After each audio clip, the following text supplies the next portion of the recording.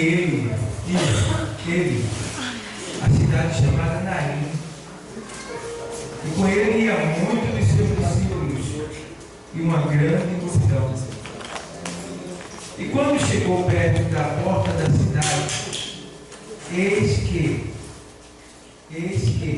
levavam um defunto, filho único de sua mãe, que era viúva, e com ela ia uma grande multidão da cidade. E vendo-a, o Senhor moveu-se de íntima compaixão por ela e disse-lhe: não chore. Chegando-se, tocou o isqueiro, e os que o levavam pararam e disse: jovem, eu te digo, levanta-te.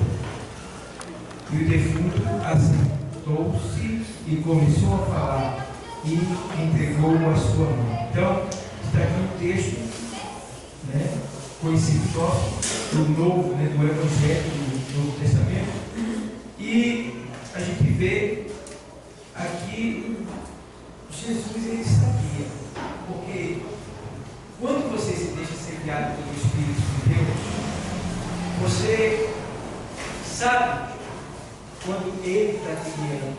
Por exemplo, Jesus não está conversando com João, ele está conversando com Nicodemos, ele diz assim: olha, o vento sopra e ouves a sua voz, e não sabe de onde vem e nem para onde vai. Assim é todo aquele que é guiado pelo Espírito. Jesus, ele se deixava guiar pelo Espírito de Deus, entendeu? Então o Espírito o guiava e o levava ao lugar que realmente ele sabia que ele ia ser necessário estar naquele lugar. E aqui foi um momento que estava ali Naim, que quer dizer, no caso, agradável. Veja, uma cidade onde o nome dela se chamava Agradável, ali estava acontecendo uma coisa desagradável, muito desagradável, ao ponto de fazer alguém chorar, suplicar e implorar, mas sem solução, porque depois da morte faz o quê? Segue o juízo. Mas quando Jesus está por perto, até a morte, ela tem que voltar atrás. Ela tem que devolver aquilo que ela pegou. E não foi diferente. Aqui a morte estava levando o mais importante daquela mulher, que era o seu filho. Porque ela já tinha perdido o marido. Tinha perdido o marido e agora perdeu o seu regime de modo geral, porque o seu filho era a sua única opção de vida futura. E não é diferente do dia de hoje. Quantos pais esperam nos filhos, né?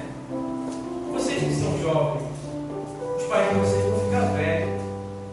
E eles desejam muito que lá na frente vocês possam ajudar eles. Quem sabe com dinheiro, quem sabe com uma viagem, quem sabe trazendo ele para perto de si, quem sabe se preocupando ele como o Senhor, o próprio Senhor diz assim: olha, honrai pai e mãe, honrai teu pai e tua mãe, para que se ele acrescente o dia de vida na terra. Sabendo, porém, que quando eu honro meu pai e minha mãe, quando eu não esqueço deles, quando eu tenho cuidado com eles, quando eu sinto a dor deles, assim como eles sentiram a minha, isso aí me dá saúde, isto me dá vida, isto me faz ter livramento, isto me faz prosperar. Então eu tenho pena do filho que é desobediente ao pai. Eu tenho pena, eu sinto muito, porque ele terá pouca vida, pouco tempo de vida na terra. Ele terá muitos problemas, ele terá doenças, tumores, atrasos, vida trancada, será terrível. Por quê? Foi o Senhor quem disse: honra teu pai e a tua mãe, para que se lhe acrescente o dia de vida na terra. E ele disse que esse é o primeiro mandamento com promessa. Primeiro mandamento com promessa. Então, bom é para o filho honrar seu pai e sua mãe. Por quê? Eu me lembro de um certo casal que tinha um senhor de idade na família. E aquele senhor de idade estava sempre no canto lá. Era sempre o último a comer. E o menininho da casa olhou para o pai e para a mãe e disse assim: pai, mãe, eu estou aprendendo com vocês. Por que, meu filho? estiverem lá em casa, já sempre é que eu vou colocar vocês. Está entendendo? O exemplo. Eles estavam desprezando seus pais. O filho estava observando. E o filho já estava tendo em mente que aquilo ali era o certo para fazer quando ele estivesse maior. Então, hoje, no nosso caso, ainda que os nossos pais tenham errado conosco, porque eu conheço alguns pais que são virtuados, isso acontece. Né? Já vi pai que colocou o filho nas drogas, ensinou a fumar, ensinou a beber, isso acontece. Não vou dizer que todos os pais eles sejam perfeitos, mas a gente precisa entender uma coisa: 90% dos pais têm amor pelos filhos, zelam pelos filhos e querem ver eles prosperar e crescer na vida. Então, isso daí, independente dos pais lhe honrar ou não como filho, você deve honrar seu pai e sua mãe. Uma vez, eu me disse assim: olha, camarada, você não gosta da minha mãe não, porque ela é uma prostituta, ela poderia ser uma cachorra. Você teria que honrar, você tem que honrar ela, porque é a Bíblia que manda: honra teu pai e a tua mãe. A Bíblia não diz que você honre seu pai e sua mãe, ou seu pai e sua mãe, se for bonzinho, se tiver uma profissão, se tiver dinheiro. Não. Honra teu pai e tua mãe, sem imperativo, sem condição, incondicionalmente. Amo, ou seja, honra teu pai e tua mãe.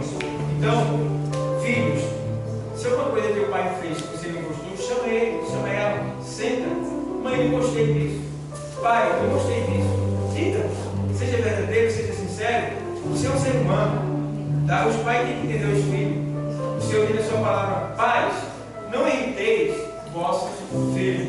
Né? Quando ele diz assim: honra teu pai e tua mãe, mas também diz: pai, não irriteis vossos filhos. Então, tem mandamento para ambas as partes. Agora, o que a gente precisa levar em consideração que todos somos seres humanos, tá certo? E que um precisa do outro. Tá bom, pessoal? Então, honra teu pai e a tua mãe. Nesse caso aqui, o filho dessa mulher estava morto. Não tinha mais solução para ela. Ela perdeu. Ninguém sabe por que esse menino morreu, mas ele morreu. E agora foi embora a última esperança dela. Mas Jesus é aquele que traz à existência as coisas que não são, como se já. Glória a Deus, aleluia. Então eu não sei o que você perdeu. Talvez você tenha perdido algo de grande valor na sua vida. Eu não sei, Deus te trouxe aqui hoje.